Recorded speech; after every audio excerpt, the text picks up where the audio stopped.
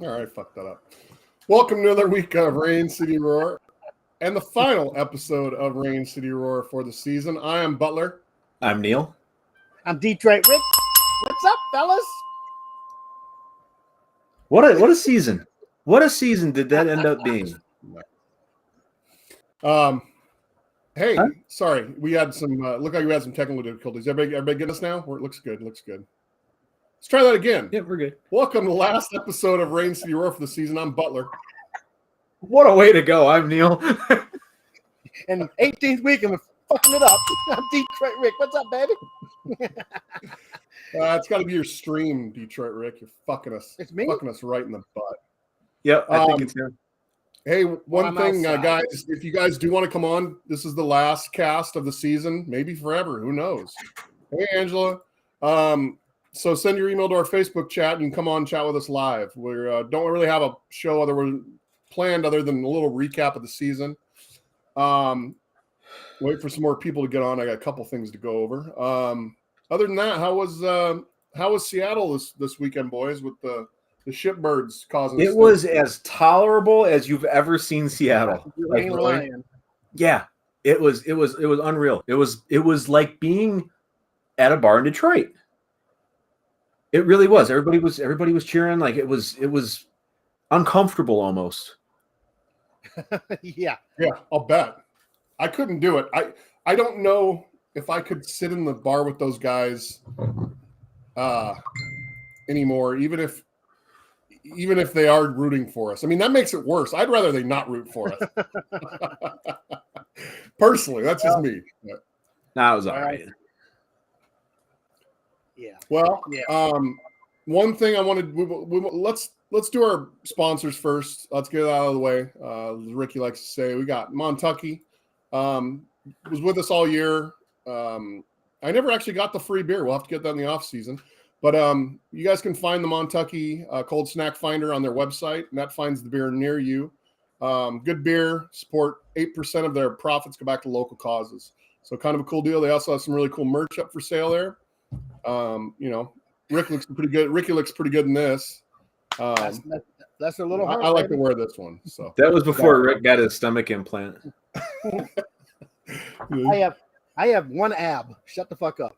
Oh, you know what I got told this week? I was over my accounts out in Bend, and I hadn't seen him in a couple months. And he goes, "Man, I haven't seen you around." I said, "Yeah, I had surgery last month." And I swear to God, he goes, "Oh, you hadn't had a dick to me?" Yeah. It's the second time I've ever heard that in my life. The first, obviously, is Detroit Rick. So I thought that was pretty funny. I'm sitting out in the backyard, man, because Paula's in there on a conference call. I got 3 dogs. I don't want to be out barking. So I wasn't going to get in the hot tub, sit in the hot tub and do the show, but I didn't want to turn all you fuckers on with this manly body. Yeah, I don't think you have to worry about that, Rick. I was hoping the reverse would happen because, my shit's like river's always cold in my world. Well, it doesn't help in the hot water either. Fair enough. So, guys, what an emotional roller coaster Sunday was. I mean, with the games, what was on the line. Yeah, I was really, really pissed off about the outcome of the Rams game, only because the calls. I mean, we never want to talk about the calls, but can we take a minute and talk about a couple of things that happened in that Seattle Rams game? It's relevant. Yep. That's Rick. The first thing is that running the kicker. I did some research, and you'll be impressed with me because I actually did some research, and then I watched a couple. This is not accurate. I've seen what Rick researches on the internet, and I don't know how accurate this is. So take this with a grain of salt. Here's a definition of running to a kicker. But I can remember I'm from Taylor, so I really can't read either. But running the kicker is contacting the kicker's foot, contacting the foot of the kicker, even if the kicker is airborne when it occurs, or slides under the kicker, preventing him from returning both feet on the ground. Okay, when he was hit, both feet were on the ground. He was pushed into the kicker. And then when I watched some video today, get a chance to check out YouTube, Bad Calls. This guy breaks it down perfect. The kicker actually grabbed our guy and pulled him on top of him when he fell. Now, bad calls can change games. Bad calls happen all the time. It's the timing of them calls. At that time, what was it? It was 8:46 left in the fourth. They punted it. Rams would have the ball on a 35, 40-yard line with a chance to run the clock down, possibly get a field goal or score. But instead, now the Seahawks have the ball. They drive all the way down. They burn, 6 minutes? There's like 3 minutes up in the clock. They kick a tying field goal. That's crucial. And then in overtime, that Ramsey, okay, look at the whole play. Get a chance, go back and look at that play again. First of all, DK Metcalf pushes him in front of Geno while Geno's running down the sideline. Ramsey goes out of bounds.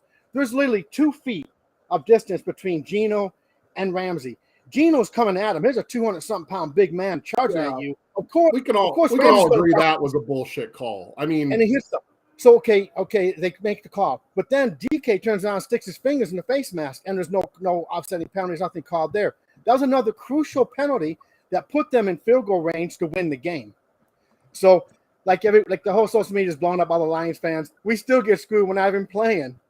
But with that said, we had a great season. Well, okay, Rick. So we talked about this before we went on, but the only way that we're never going to fix it. We need to make an obvious penalty challengeable. Now, we were talking about the XFL. They have an automatic review. I don't think it should be automatic. I think a penalty should be something that comes down from the top to say, if somebody challenges it, then they should be able to say this is challengeable or not challengeable. If it's challengeable, though, of course they're gonna. It's because there's something there, and they're probably gonna reverse it. So the only way we're ever gonna fix that is if we make penalties reviewable. Are they ever gonna do that? I don't think so. But. No, the game would be too long, and you can't challenge everyone. The game would be hours and hours long. But I can't remember who said it. Maybe Neil, you remember. Someone's talking to us that the XFL or the USFL, whatever it is, they have someone up in the box who oversees the whole thing and calls down. Nope, that's not a penalty. Overturn that. They do it immediately. But you really can't. I guess you do make certain penalties reviewable or challengeable. I don't know. But crucial penalties. A referee can change that game, and I'm so tired of people saying, "Well, if you would have played the whole game, or if you would have done this, done that." An official can change the outcome. It's been proved. We know about it. The Saints game, that totally, that call in the end zone, it changes the whole game. Neil. But with that said, I'm excited about our season, though. Even though we didn't get in the playoffs, we were 1-6 at one time. Let's not get ahead. Let's get Neil's opinion. I want to hear what Neil thinks of, because I honestly, I mean, we're pretty much on the same page. But what do you think, Neil? Is there anything we can do to fix it, or we just need to roll with it, or what? I think that to an extent everything should be reviewable. Especially a penalty that's called a penalty. I would say that not situations where a penalty wasn't called, but if there is a penalty called on something, that should be something that is able to be reviewed. Because in the spirit of the game, they're expected to get it right, and whether it be in your favor or not in your favor, it's most important to the integrity of the game to get the right call, and whatever that takes, by whatever any means necessary. I think that they should explore the options to do that. So yeah, we're all kind of on the same page. Yeah. All right. Before we get too far ahead of the game, let's hit on a couple things real quick. My nephew. Say hi to Brandon. Hi, Brandon. I'm gonna say hi, Brandon. I said hi to Brandon. I put it up earlier. Let's talk about just the Goff experiment is complete. We've been talking about it all year, and I mean, you guys are maybe you're not gonna be surprised, but what do you have to say, Butler? I guess I was a little hard on him. He had a fantastic season. You said hard on. And honestly, what was I expecting him to learn the offense in a year, 2 years? I mean, it takes a while. So I can see Goff coming back next year, and I wouldn't have a problem with it. But I thought overall he had a great season, especially the last 8 or 9 games. I mean, he was just lights out. He really did have a great season. I think that, he was a giant part of the second half of that season being as successful as it was. He didn't make mistakes. He missed throws, but man, I know at one point, I'll just talk from the beginning of the season towards the end, just kind of across the board, coaching, nobody was safe. I wanted everybody gutted. I wanted everybody gone. It was just like, there's no excuse why this team should be this bad. And he was a part of that. And he definitely turned around and started playing good mistake-free football. And I think that a big part of that was that he got better protection from the offensive line as time went on. Those guys started playing together. They started gelling together a little bit and doing what they needed to do. We got a lot of really good help from the running backs establishing the running game as time went on. You had Jamal Williams, who ended up having a 1,000-yard season. The receivers did a better job of not better job of being healthy, but they got healthy. And then they did a good job of doing exactly what they're supposed to do, being where they were supposed to be. There's a lot of things that go into a quarterback's performance, and everybody doing what they're supposed to be doing when they're supposed to be doing it is a pretty major part of that. So it wasn't just him. I don't think that there was a lot of pieces to that puzzle that all fit together in the right way at the right time as we went down the stretch there. So I think you're right. I mean, the Goff showed flashes of goof again this week with the duck throws but at the same time, it was cold. He had to get warmed up. Once he got warmed up, he had a good game. But yeah, we were hurt a lot of the season. A lot of the people were hurt. It took a year. You know, people talk about a rebuild every year, right? Rebuild. But rebuilds take a while. Honestly, I'm happy with where we're at 2 years into a rebuild. And I mean, Dan Campbell's not going anywhere. No, he's not going anywhere. From screaming. And let's talk our coaches. I hope we can get a couple more years out of our defense and offensive coordinators because those guys good, man. I know. But, you know, Ben Johnson might just think, hey, look, Campbell gave me a shot. Let me ride this out another year and let's see what we can do with this. And I'm hoping Glenn says the same thing. Glenn, I don't think he's going anywhere. They could both go right now, and they're smart to go right now while everybody's high on them. They'll get paid good money. Yeah. But let's just say this. If they stay another season and we make a playoff run and get in the playoffs, that increases their value even more next year. And the way that team plays as a team, I don't see them leaving, and I'm hoping they don't leave. Can we continue this conversation on the players too? Because today I read Kaminsky. He's like, please don't trade me. I want to be part of this. I want to stay here. There's players that are begging to stay now. They don't want to leave. There's players who are going to want to come here because of the chemistry and the attitudes of the players, and the fans are welcoming as hell. I mean, this is some great things happening. And like Alicia said, to hear all the positive comments. How many times you watching sports in the last 3 weeks? And the Lions have been, well, actually 5 weeks. Lions been in the conversation. You know, we didn't get any. I was so pissed off. I was mad as hell this last week because we didn't get any love from anybody. They're all like, oh, the Packers were 3-8. Now they're 8-8, going for the playoffs. We were 1-6. We're 8-8. We didn't get any true love until after we beat the Packers, and now everybody's saying, "Hey, whoa!" We're gonna bring up some stats here pretty quick. In fact, I've got one stat I want to bring up that you guys, I don't know, you guys can participate in letting me know where you think this stat's going to end up. So, how many times do you guys think Rick said penis or some version of penis throughout the year, including the Hard Knocks podcast? Oh goodness, it's got to be triple digits. That's bullshit. What do you think, Ricky? How many times do you think you said it? I don't know. I do like dicks. Put it in the chat. Put it in the chat. How many times I do like dicks. 35, Alicia, 35. Opening up a dicks in Federal Way, and I'm moving. That's 35 is 2 a week. That is very, very, very light. Austin hit it. No, even though I hope that number is right.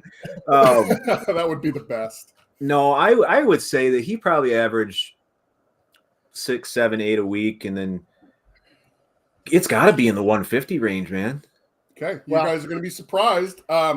If my co-host, if my two he had a couple weeks where he had some dry spells, and it was when he wasn't drinking. Plus, you got to remember he missed 2 podcasts. I missed one. We did the Game of Thrones draft for bye week, and then he was in Mexican jail. After that second. Okay, I'll back it off to 100. And how tall are you, Rick? 5'6" on a good day, with hills. 5'6". I put it down there, Neil. I already put it down there. That's 66 inches. Is that what that is? 66 inches. Yes. Okay, we'll cut that in half. I'll go with 100 and I'll go with what Alicia said. 133. All right. Well, I put the answer up already. It's 92. Ha. Coming up a little short there, Rick. I talk about dick that much. All right, let's talk season stats instead of Rick's penis stats now. First half of the season was a rough start. But if you look at the final stats, I mean, passing yards, rushing yards, receiving yards, those are the team leaders up top. I mean, Anzalone was all over the place. I mean, interceptions, Kirby Joseph had 4. A couple of them were almost all of them were against Green Bay, weren't they? And I think 3 of them were, yeah. And the Sun God, man, 1,100 yards, almost 1,200. What a great season for Amon-Ra St. Brown. I'm a big fan. Oh yeah, I'm a big fan. Yeah, and you brought up Fabio. I'm a little worried about him. I listened to his interview today too on the media day, and he wasn't sure if he's gonna play football anymore. The way he was talking, it kind of seemed like he's happy to be here and loved this year, but he kind of alluded a little bit to like when his last years are coming up and getting a little older and stuff. But he had a hell of a game, man. And that play where ballsy ass Green Bay wants to go for it on 4th and whatever at the 30. Well, the defense, yeah. I mean, if you look at it here, I mean, Anzalone led with total. Deshaun Elliott had a good season. Rodriguez had a really quiet season, but was right up there. I mean, you got to talk Hutchinson and Houston. I mean, the last couple of weeks were huge, and then Aurier. He had, he was named a couple times. So hang on, Alicia, my wife is on a conference call inside the house. I'm forced to sit outside in a freaking pop-up tent. But look, hang on. I have a fire pit. Why my camera's not? I got a fire pit over there. It's not working because you're using the camera on the fucking computer. Oh shit! This is what we're doing. And you're not using the right microphone either. I gotta get some out of the way quick. It's up the camera like it's supposed to be showing us stuff. I gotta get I some. thought I was using this camera. I thought I was using this one. You're not using the right camera or the right microphone, Rick. Jesus Christ! I'm using my microphone. It's on the snowball. I want to get out of the way now. Neil was right about something. He was right on target with the offensive line this year. They provided fantastic coverage. Now he was a little wrong on the defense, but I'm not going to say that. He was right. So Neil, good job. Thanks, buddy. Oh, wow. Mark this day down. Yeah. I picked a hell of a week to quit drinking. I'll tell you that right fucking now. No, the offensive line played lights out. It was a fantastic season. It started out with Sewell had a couple penalties, and I was just screaming at the TV for the first 4 or 5 weeks. But he leveled everything out, and Ragnow played hurt all year. I mean, fuck, it was great. Yeah. Yep. It absolutely So, was. I mean, I love the energy that the offensive line was playing with too. Sewell's that dude where I can't even count how many times he was downfield, like 20, 30 yards downfield blocking. Yeah, he got penalized a couple of them. I know that. No, it was really awesome to see how much energy that team played with as the season went on, especially after how the first half went. It was just like they just kept playing and playing and playing. I'm happy that we're keeping the nucleus. There's several guys that we're going to need to make decisions about bringing back. Do you have that? I do. Ready, willing, and able? These are the guys who are going to hit the cap this year, I think, right? Cap hits. Those are potential cap casualties. So I think we can absolutely say that Brockers is gone. I don't think he didn't do anything all season. Okwara is a bit of a difficult one, but it makes it a lot easier when you have Houston and Hutchison kind of stepping up there, and then you got Pascal also. I think Vitae is gone. Mm-hmm. Charles Harris could easily be gone also. So there's that one. Those are people that are under contract that we could part ways with to save money. We already are in a really good spot in terms of money. You have a link to the DSN article, right? I didn't bring the link. I just did that deal, but I have it up. Do you need me to read something from it? No, I was wanting you to post the link in the comments of the. Oh, sorry. I'll see if I can get that done. Okay. So those are guys that they could free up, but I think that we have. I was reading something where it said that we have like the 7th most off-season capital to work with this year in terms of money and draft picks. So they're a team that was very competitive this year, and if one card would have fallen a different direction, we would be playing next weekend. And now they get to go do it all again with more money next year. Right. Yep. Better. I mean, we're in good shape, guys. The best shape we've been in a long time. Any experience, 1 year into some of these rookies' belts. Imagine 2024-25, they're going to be talking about last year's draft picks. They're going to be talking about that draft that year. Because that'll be the catalyst to the Super Bowl win. Yeah. Yes, definitely. A couple things. Let's do some housekeeping real quick. Thank you guys all for being part of our season. We see the same people on here every week, which is awesome.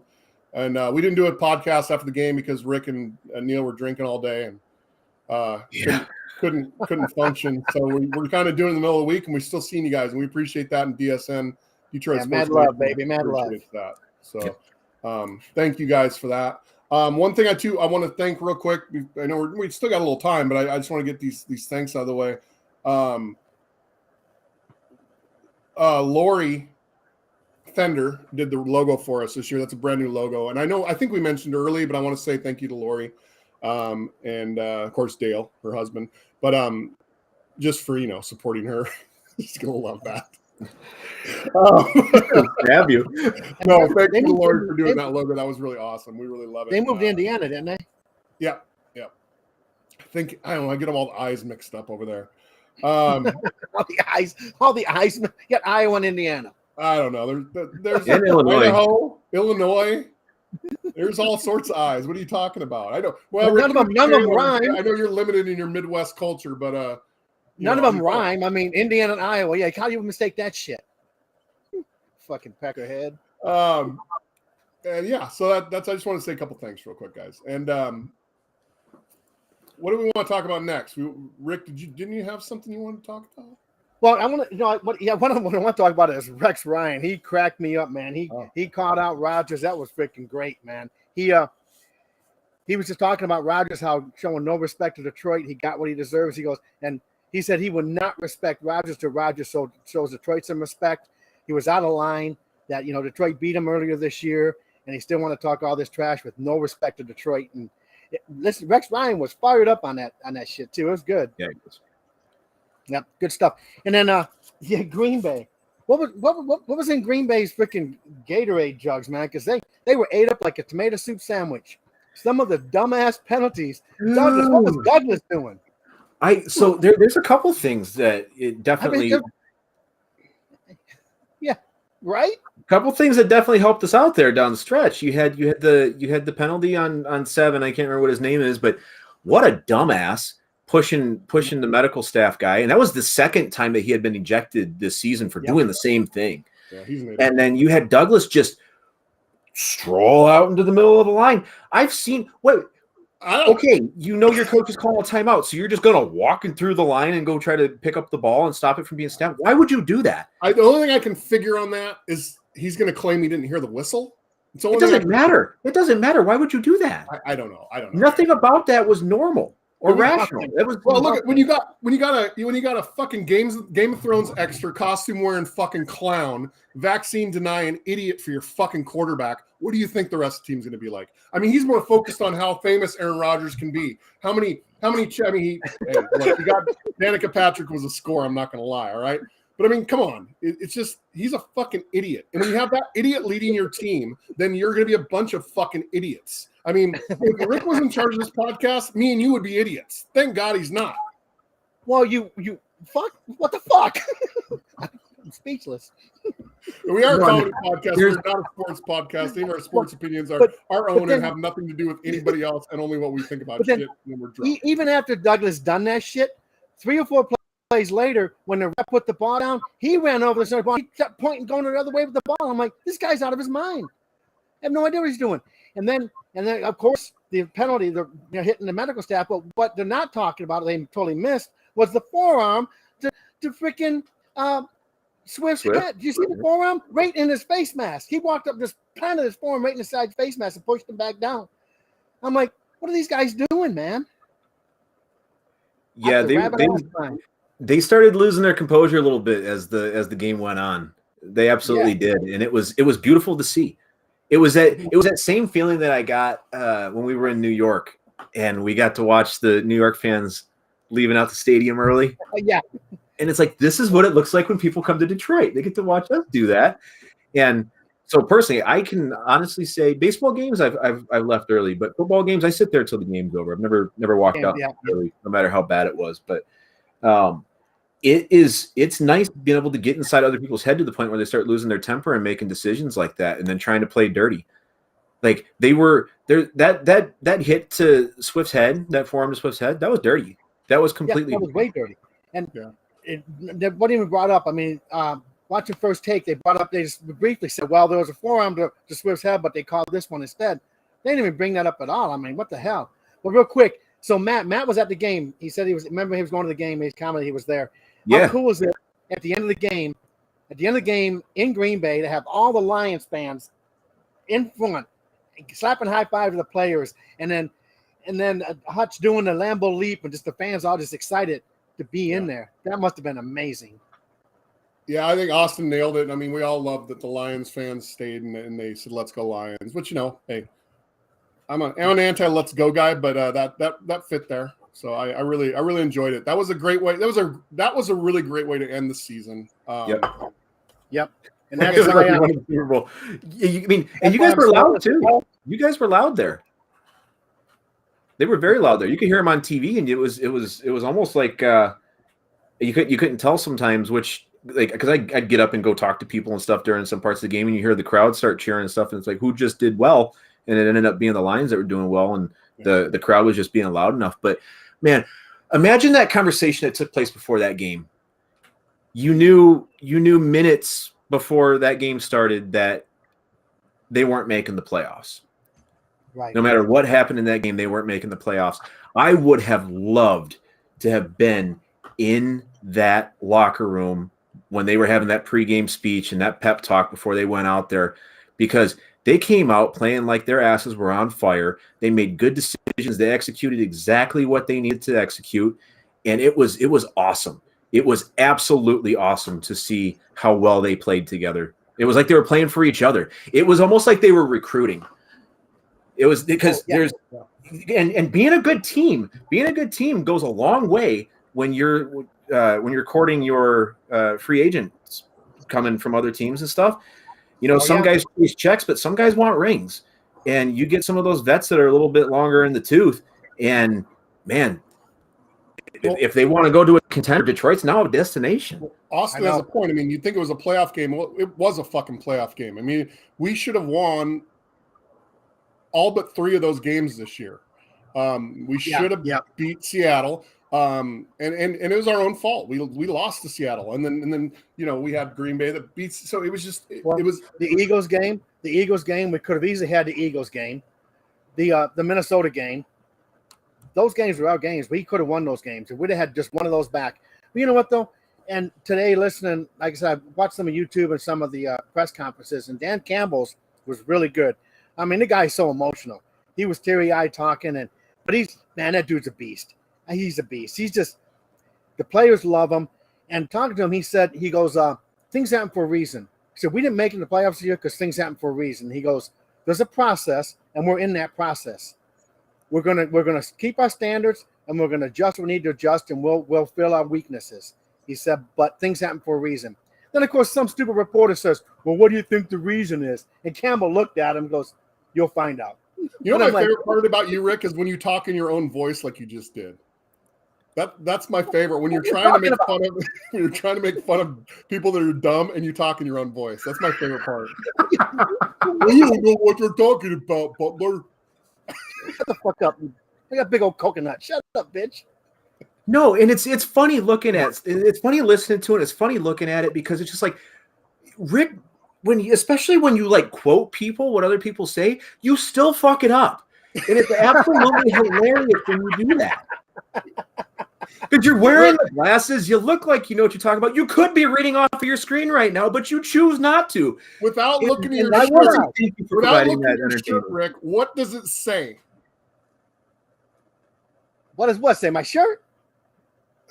Shut up, hippie. Stand up and see your old shirt. Rick's on the 4G down there in Tacoma. All right, my favorite president. He gave me 11% pay raise in '82. I wore this because Rogers is a modern day hippie. Yeah. So Rick, let's You done test busting my your balls? let's test You your done busting my football balls, acumen Rick? here a little bit, huh? You done busting my balls? We're taking you Okay. down more notches than you're already down, you short piece of fucking shit. Who's all right? Since you did research and you did do a good job with the research earlier, I was thoroughly impressed. What free agent do you think should be the highest priority to bring back next year? I don't know who our free agents are. I didn't do that research. Who's our free agents right now? Do you have that, Butler, that you can pull up? I can tell you have right the now who my cap top hit- 2 targets cap are. hit free agents. No, the tweet, No, that's not the free agents. the one that I sent you. Oh yeah. So Jamal Williams and John Kaminsky are probably my top 2 that we should Oh. bring back. I'm sorry, Rick. I said Shepard failure there. Oh no, definitely. I didn't know Williams was a free agent. Oh, he's going to be. I didn't know he was. Yeah, a definitely free got to bring Williams back. Kaminsky's got energy. He's got power. He's a badass, big ass dude. Definitely got to bring them both back. Do we bring them back? And what's on the trading block? I mean, what's out there for us? We got to bring Williams back. Williams is thing about motivator. Jamal Williams, unlike me and Rick, is he lost a lot of weight this year. I mean, did you notice that towards the end of the season? let me tell you about Rick real quick. Rick, I think I figured it out. Neil, shut up. I think I figured it out. You know how Rick tends to get really drunk and fall over and bust his face up? When I was looking at him on Sunday, I was like, I realize what you're doing. This is a self-preservation thing. He's becoming round so he doesn't fall as violently because he doesn't use his hands. He doesn't use his hands when he falls. Right. He just tips. I wish you could show that video. Rick, you're retired now. Can you please show that video? Please show the video. I told him today when he got on, I go, how's retarded mint treating you? And he said, oh, good. And I said, you been drinking all day? He's like, no. And I go, your swollen face doesn't tell you that. Were you in Vegas when you tripped? I was working with the Air Force down in Vegas. We're down there doing red flag. And we had the night shift for the first 8 days of a 30-day rotation. And I couldn't go out and drink it all. So the first night we had off, we went downtown and we got really shit-faced. And I fell off a curb with my hands in my pocket and broke my fall with my face. I tell you what, I saw the video. When I was there last time, too, walking between you and your neighbor's place. Oh, yeah. Well, he does it all the time. He did it on his birthday at the BLT. He's gotten all busted up. But the video is priceless. It's I feel so bad because I know it's like laughing at. I'm not even gonna finish the sentence, but the video is priceless because he's standing there stumbling drunk. There's cars going by. It's late at night and stuff like that. And then it looks like this motherfucker just got hit with a taser and he just stiffens up and just tips over, boom, face first into the road. Right in the crosswalk. And my buddy didn't memo. We're busting Rick's balls, Alicia. My buddy was only recording because I looked funny rocking back and forth. He felt so bad because if he knew I was going to fall, he would have tried to catch me, but he didn't have any idea I was going to. It was just.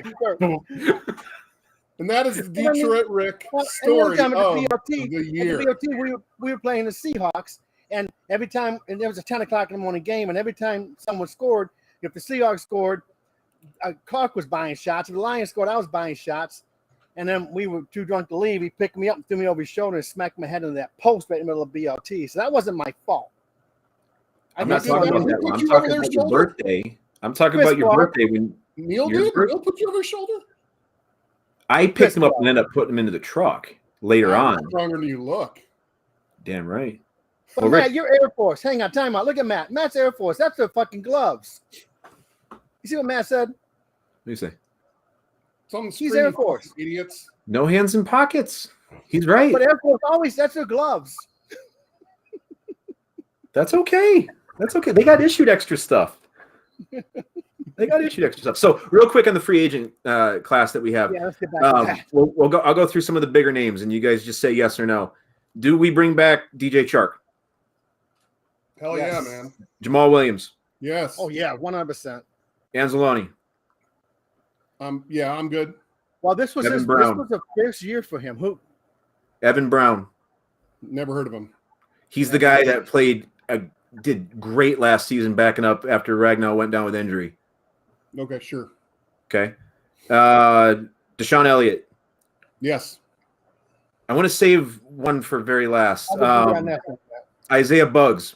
How are you like that? No, wait, Rick. How are you like that on Deshaun Elliott? I bring up the stats. He is second on the team in tackles. Okay, then I'm gonna change my shit to up. Okay, all right. Okay. Sorry, Neil. Go ahead. Isaiah Bugs. Yes. Dan Skipper. I don't know who that is. Well, I say he's absolutely get Dan Yeah, Skipper back. He's kind of a motivator. He's in that huddle, and he's always running around, and he's on every play. Hey, Dan Skipper, if you see this, I know you don't know who I am either, so we don't need to get some Twitter war going. It's not a big deal. Okay, I got 3 names left. Kaminsky. Yes. Yeah, just because he wants to come back. Okay. Yeah. Number 24, Oruwariye. Do we bring him back? No, I'm done. I can't say his name, first of all. I just said it. That alone is enough to get rid of him. Rick, do you want him back? Well, that's a hard one because he's had some shiny moments, but he's also had 5 penalties in one game. So I don't think so. Okay, and then last but not least, the soon-to-be hot topic of the offseason as training camp goes on, the backup quarterback. Do we bring back Sudfeld?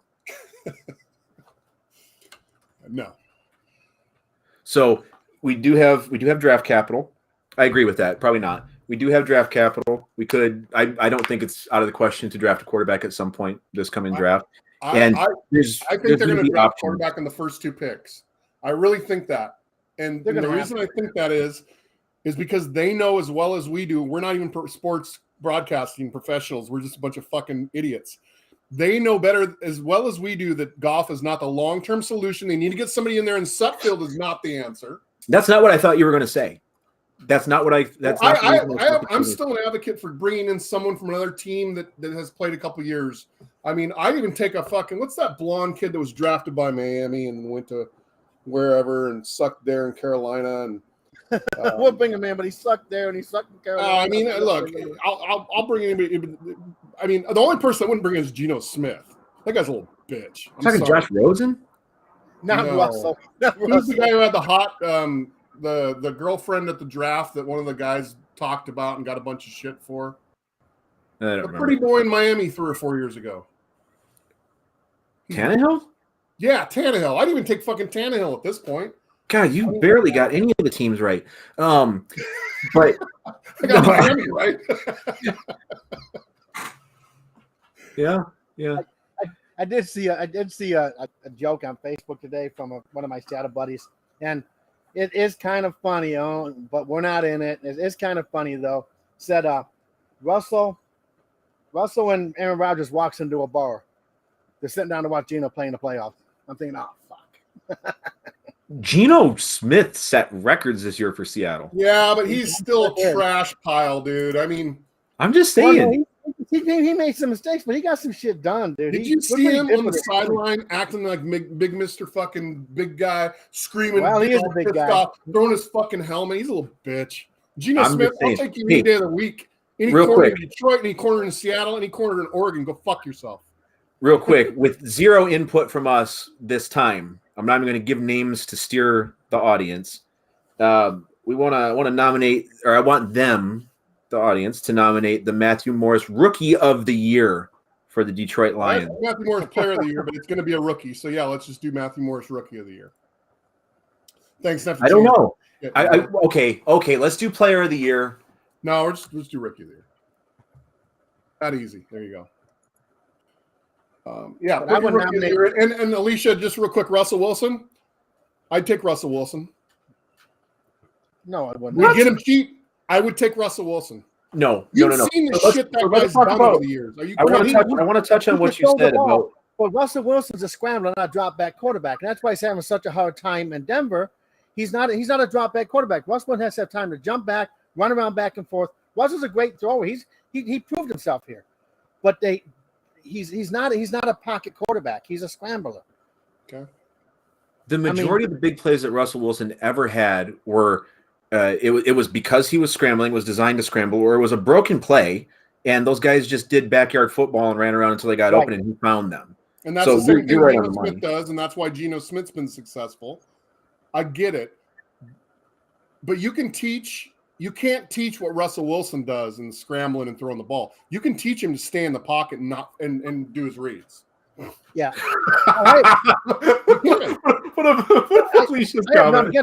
I've enjoyed watching being stationed out here and living out here in Washington.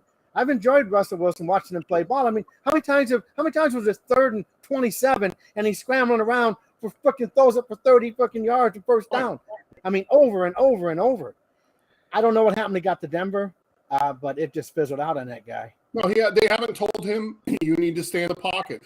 He's so used to the let Russ cook thing where Pete Carroll's just letting him do whatever the fuck he wants because he makes stuff happen. He had the receivers. He doesn't have the receivers in Denver. He has route runners. So he doesn't have the people who can scramble and get open and make the things. I mean, that fucking – who's the guy that broke his – God damn it.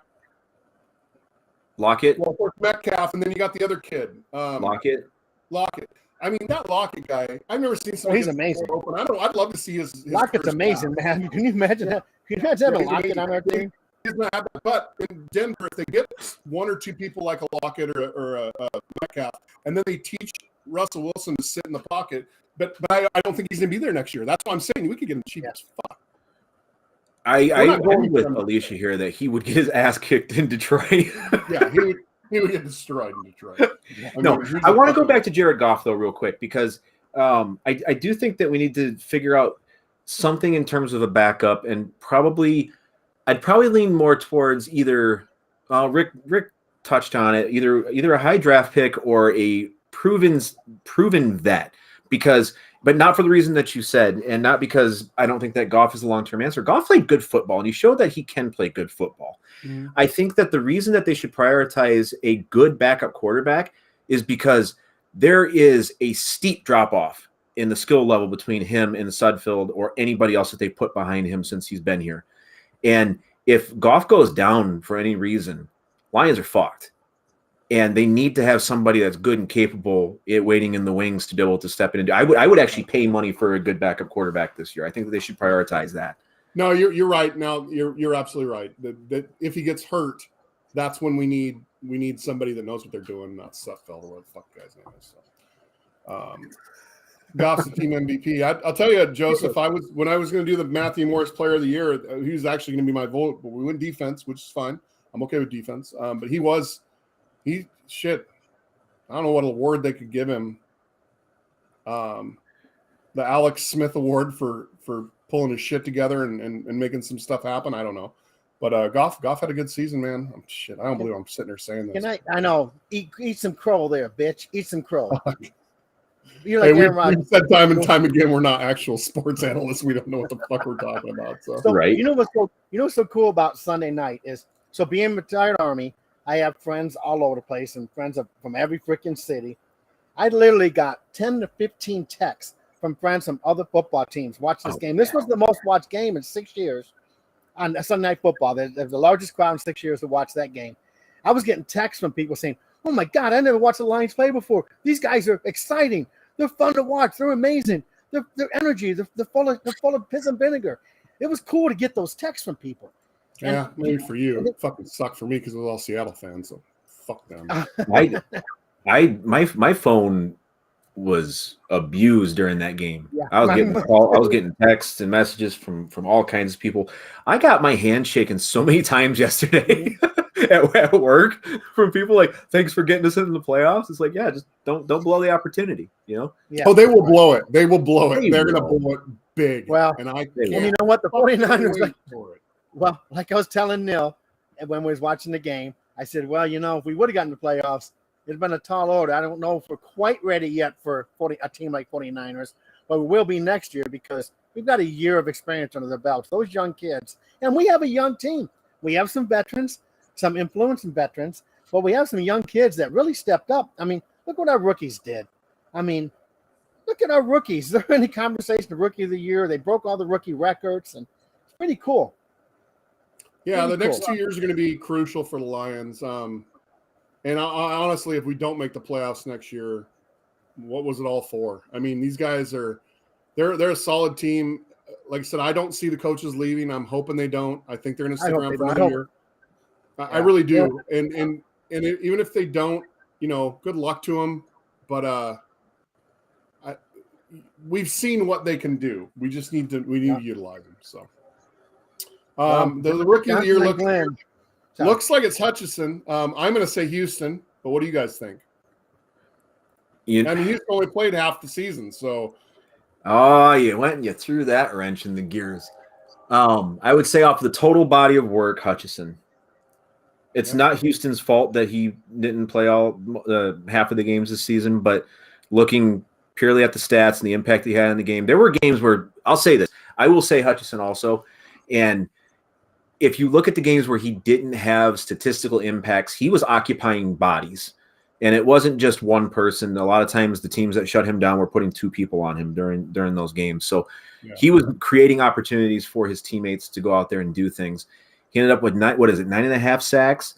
He had 3 interceptions, a couple forced fumbles, fumble recovery. I mean, the guy was just all over the place. Yeah. So you're right. Aiden Hutchinson, I mean, look at the stats now. Houston's the bottom there. He's got 8 sacks, but he only had 12 total tackles. 11 was solo. That's insane. Yeah. But you just said he had 7 assists. They were all in the last couple games. But then you look at Hutchinson, I mean, 17 games played, 34 solo tackles, 34. That's big. 18 assists, 52, 9.5 sacks, 3 interceptions. That's insane. But still, looking at Houston though, and the efficiency at which he sacked people, right? When he touched people, what was it? 2/3 of those were sacks. If Hutchison would have sacked people at the same rate that Houston was sacking people, 2 out of every 3 touches, he would have ended up with like 36 sacks or some shit like that, which is insane. Like that amount of productivity. If Houston can even get close to touching that kind of productivity again next year, that's going to be one of the best drafted defensive end classes ever in the history of the league. Neil, and I'm sorry, Rick. But Neil knows this. So I guess my question to you, Neil, is so when they moved him from the 3-point stance to a 2-point stance, they moved him around a little bit on his responsibilities on the end, and that was about right when they turned things around. Do you think he has that season he has without that? I mean, I think he had 1 interception and 1 sack before that. Am I wrong? I think that we'll see what happens this offseason and how much benefit he gets from that full off season with the professional weight training staff and stuff like that after spending the time learning the game this year at this level and getting adjusted to the speed. If he bulks up, I could see him being somebody that maybe they put his hand in the ground a little bit more. But I don't care if he's standing backwards to the line when the ball snapped. If that is how he is most productive, let him do it. Don't try to force him to look any kind of way or stand any kind of way just because that's the stereotypical, prototypical thing that what they do. But just let him go out there and play football. I mean, if you watch the play where he got the interception last week, where he was standing right on the edge of the sideline, almost kind of like the decoy thing where maybe he was on the sidelines, but then he wasn't. Dude, he was just all over the place. His hands, he was all jittery. He was kind of dancing around a little bit. Just put him in a position to make a play. I don't care what he looks like. You're right. Now let him be wherever he can get off the quickest and do what he's going to do. And just like Rick. And I was going to comment what Matt just said. Yeah, so he had 3 sacks in the second game. That was against Washington. Then he went kind of silent for a few games. And that's when they were doing the changing around a little bit and messing with his techniques and that. Right? I believe so, yeah. Yeah. So Alicia says something here about we need to keep continuity. 100% correct. Do you think that the team that we have right now, we're going to lose some people in free agent. We're going to get a few people. But do you think that the team chemistry, what do you think of the team chemistry right now and where it's going? I think that the biggest thing that they need to do is continue to bring in role players and not focus on the personalities. Don't bring in somebody that's going to sell jerseys just because they're a personality. We don't need like don't touch Odell. Don't do anything. No cancers. Bring in good character role players that are going to go out there and they're going to do their job and be where they need to be when they need to be there. Because this team built that chemistry this year and they earned each other's trust. And like I don't use this phrase lightly, but like those guys, I feel like those guys right now would go to war with each other, and like zero questions asked. And it would be stupid for them to inject any kind of bad personality into that group that would tear that apart. Right. Well, they're going to have to inject something into it because people are going to leave and they're going to bring new people in. But you know, we talk about it all the time, building culture and all that shit. You know, Fatty Matty Patty tried to do it. Caldwell did a good job of it. I mean, they pulled the trigger on him a little too early, in my opinion. But yeah, I'm still bitter about that. I'm still bitter about that. But I mean, Dan Campbell is creating a team. Not just a culture, but a team. I do love Dan Campbell, man. I'll tell you. And again, I spent most of the. I'm retired and I have nothing to do now. I wake up in the morning and I say to myself, I ain't got no place to go. So I just find things to do. And today I watched a ton of the Lions interviews and the media day. And I'm telling you, every one of the players that he interviewed, every one of them were all just tooting Campbell's horn, how much they love playing for him. St. Brown's interview was amazing. That kid he's big fan. Man, he's something else, man. He's what a steal on that draft. He was one of the top receivers this league from a yards and catch perspective. And then I believe I saw he was also the number one rated blocking receiver. Yeah, downfield. Well, one thing I saw glimpses of Golden Tate. It is crazy. Tate, when he caught the ball, he had that shoulder move and speed that Tate had. So I mean, you can't go wrong there. I mean, speaking of speed, Jameson Williams would be a damn problem. Yeah, he almost outran the ball. I mean, no, he almost outran his own feet on that touchdown that got called back. Yeah, it's a shame that one got called back. Was that the one that was hands to the face one? Yeah, which was bullshit. But man, he was fast. He was stumbling and still outran everybody. Yeah. Yeah, no, he's if they can get him going next year, I mean, and get him involved, he's gonna have plenty of time to get healthy. Yeah, it's gonna be, dude, our receiving core, DJ Shark. Yeah, he's good exciting. God, man. we're dangerous. Mm-hmm. I love it that we've had receivers for a long time. Yeah. Lots of good receivers. Marvin Jones Jr., Golden Tate, obviously Megatron. I mean, we've had some really good luck getting good Herman receivers. Moore, Johnny Morton. We've had some good receivers. Hey, so this story. Yeah, is it my turn? I see it up there. It's your turn. You got Detroit Rick's story of the year. This is about Make my it a brother. good one, Rick. Don't let us down. Well, check it out. So this is a long time ago. I was in the Army still, and I get a call from my wife that my brother just fucking cut off his toes off and shit. So my brother was cutting his grass, and he had a little hill in his backyard, and he was pulling the lawnmower back, and he tripped and pulled the lawnmower over his toes and cut off all of his freaking toes on his right foot. So his wife, he's in the backyard rolling around screaming, hollering. Wife comes out, she's freaking all out, grabs a baggie, puts the toes in a baggie with some ice. They run to the hospital. They sew all of his toes back on. He's got all his little piggies, and he thinks he's good to go. Gets home, a couple weeks goes by, he gets an infection in the middle three, and they cut the middle three back off. So I come home on leave, and we're hanging out, and we go to the beach, and he takes off his shoe, and he's got like a big toe and little toe. I'm like, dude, put your damn shoe back on. We can't pick up any chicks with you're gonna have no freaking toes. So so for Christmas, I got him a pair of flip flops, and I sent him a roll of duct tape. And then the next year, I got him remember those socks that had toes in them? I got the middle three toes out and sewed it up, and he looked like fucking ET walking around, man. Big toe, little toe. He could have done the catch with one butt and three toes, like Dan Campbell said. Right. Which St. Brown pulled off. St. Brown made that catch this year.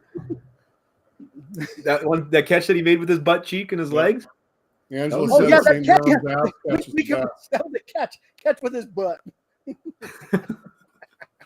No, and even Khalif Raymond really stepped up and played a big role this year too. Not just on special teams, but as a receiver. So Did you like my story of the week? Yeah, Raymond had a great year. it was a great story of the week. It was.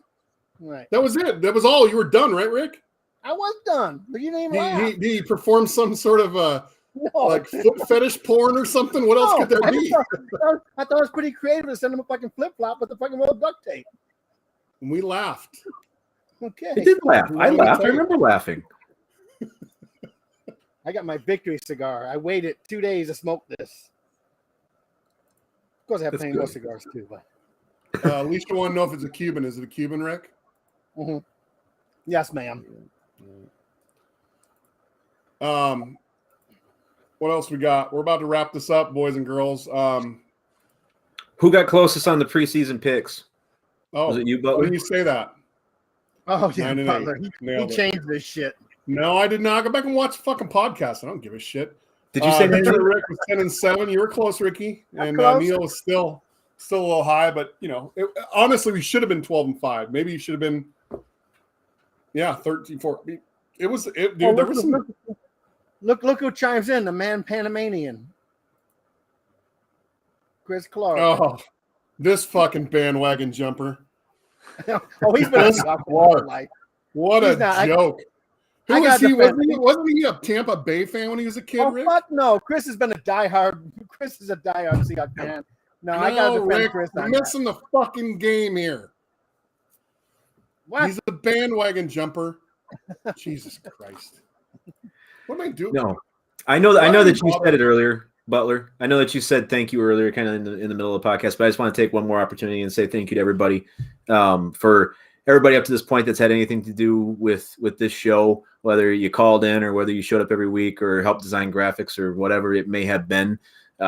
We ain't shit without you guys. So I just definitely wanted to say thank you for showing up every week from Facebook and Twitter and YouTube and all the spots. And it's definitely been a great experience this season. And it was fun to get emotional and angry and happy and celebrate and call for coaches' jobs and stuff all throughout the season. And I just wanted to personally say thank you all. So Yes, thank you. There's a emotional Yeah, roller thank you, coaster guys. ride this year. 1-6 to a absolutely. winning record. Love it, and thanks for the platform to talk shit about these two dickheads. Yeah, I want to do thank Jeff and AJ and all of Detroit Sports Nation. They made some changes in the middle of the year, and they kind of let us stick around and finish what we started, which was a commitment that all three of us are, as much as we're a bunch of fucking idiots, we're pretty loyal idiots that like to finish something we started. So thanks to Detroit Sports Nation for letting us finish out the season. We don't know if we're going to be back next year, guys. The time will tell, or as me and my friend always say, Tim will tell. But time will tell if we'll be back next year. But in the meantime, check us out on our Facebook, on our YouTube, on our Twitter. if you want to increase the likelihood of us being back next year, share the shit out of this video. Yeah, share it. Why not? Let's do the share thing, you guys. Who knows? Anything else we want to touch on, guys? Ricky, we kind of busting your balls pretty hard there towards the end. Anything else you want to throw out? No, I'm used to it. Fuck you, bitches, you little punk ass bitches. And Alicia, maybe I'll see you at the Red Wings game. I'll shoot a message out to you if I go to the game this year. I think it's the 19th of February. Alicia, how old are you? Rick, you know you're not allowed people. Yeah, ask a lady. Ask a lady. He's not allowed. Yeah, No, ask I'm a just lady doing it for that. his safety. He's not allowed around people under the age of 16 years old. We know this. Well, I'm sure she's older than 16, Well, and I'm married. I don't My know, wife- man. There's lots of shit on the internet. I thought a chick was a chick and it was a dude. So give me a fucking break here. Alicia, I am so sorry for Butler. Over 40, yeah, that's what they say. They say till the cops show up at your door, Rick. Butler, you always ask before you pay. That's the rule. Just remember. Well, I tell you what. So Paula, when I first started going to Paula, she was 17. I was in Taylor. I had a Dodge Trademan 100 van, and I got in a van with Jolly Ranchers. She has a T-shirt that says "Give me the candy before I get in." Exactly. Tell too many people that story, right? right? Federal watch list and on the registered. Because that was sex offender 1982. in your area. All right. I'm kidding. Rick's not a sex offender. Not a registered one. Not a registered. Yeah, Matt's on the Wings and Blues game. Nice. Anything else, you guys, before we wrap it up? Any of the guys we decided on Hutchie got the Matthew Morris Rookie of the Year. That's a first thing. That's kind of cool. Who's going to win the Super Bowl? I'm going with the Bills. Yeah, I mean, how can you not go with the Bills? We even talk about that, which is good. I don't. Yeah, think but need we were one long bomb away from going to overtime against those guys in Detroit. Yeah. That if I could have was- any game back, it would be that game. Talk about momentum. I think somebody talked about that earlier. Is the momentum on the Bills right now is pretty insane. I mean, you look at those two kickoff returns. There's no way they can't at least go. And even if they don't, it's still I don't know. They have a really good chance. So for me, my player of the week, though, you know, went different on this. My player of the week is the fucking Lions team because they showed up in Green Bay. They had a mission. All my buddies here are like, "Oh man, Lions are just lay down. They ain't got nothing to play for." I'm like, dude, if you're saying that, you're not even a football fan, because the Lions, it's a division game. We hate the Packers. They kicked us around so many years. They will not lay down. They're going to come in, guns blazing. Except for the one Minnesota game, we swept the division. Yep. I mean, that's insane. We lost one division game. The North runs through Detroit now by 3 points. Think about North that. Runs through Detroit now. Oh yeah. All right, guys. What are you thinking of? Shit, Butler? You farting? What was that? What? You lifted. What the fuck you doing, Butler? I didn't lift nothing. I'm moving around. I'm old and my fucking back hurts. Go fuck yourself. Hey, again, thanks to Detroit Sports Nation. Thanks to you guys for watching all year. We appreciate it, and hope to see you again down the road. Until then, for the sign off for Rain City Roar, I am Butler. I'm Neil. Love you, bitches. Been fun, baby. Peace out.